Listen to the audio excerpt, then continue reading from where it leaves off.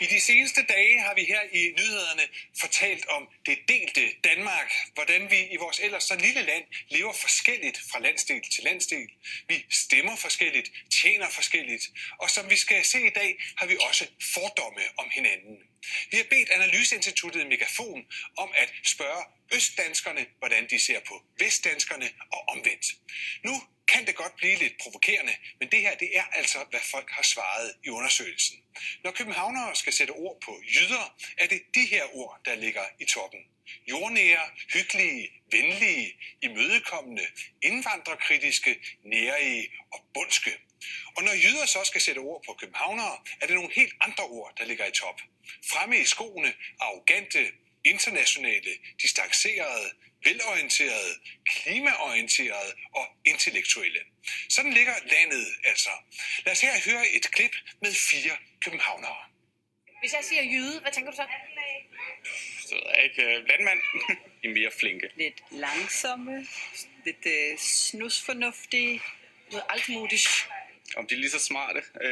Jeg tror, min opfattelse er, at de prøver, men nej. Så anderledes sted i landet, som Jylland er et meget stort sted i landet, hvor der måske er lidt længere mellem folk, så er man bare anderledes. Og det er mere, man er mere præget af traditioner. Lød det altså fra København. Højt oppe i Jylland ligger Fjaltring, en landsby med et par hundrede indbyggere, og her bor Heino Smed Sørensen. Han har sat sig for at gøre op med fordommene mellem land og by. Vi er der, hvor vand bliver til land. En lille vestjyske by, Fjaltring. Har vi en hovedgade i Fjaltring? Det er et godt spørgsmål. Her bor godt 200 indbyggere. Hvad var det? Det ved jeg faktisk ikke helt herude. Helt spændende på hinanden. Er det ikke lidt et hul i jorden? Nej, vi synes jo, det er det mest fantastiske sted her i Fjaltring. Et sted med købmand, friskole, sparekasser, vandrehjem samt masser af værdier. Ligesom mange andre landsbyer i Danmark, mener Heino Smed Sørensen. Det her med at bo i landsbyen blev meget sådan negativt italesat. Vi hørte historier om, at landsbyerne var ved at uddø. Det var kun træskovalg. Det var kun ældre, der boede på landet. Derfor har iværksætteren udviklet en app, der skal promovere de små landsbysamfund. Appen har et indbygget kort med et overblik over arrangementer. Alt fra yogaaftener til foredrag.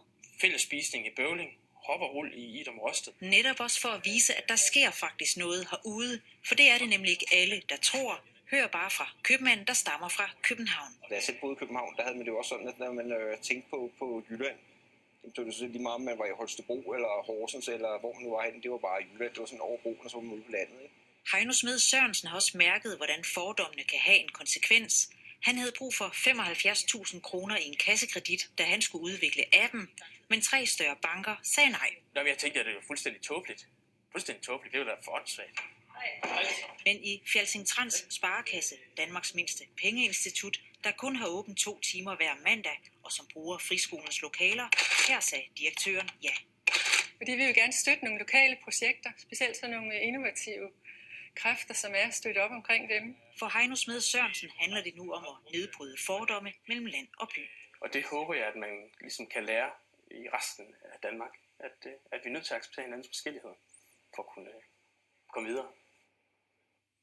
Og hvis du vil teste, hvad du selv er for en inderst inde, et fremadstormende storbymenneske eller en venlig landboer, så ligger der en test klar til dig på tv2.dk.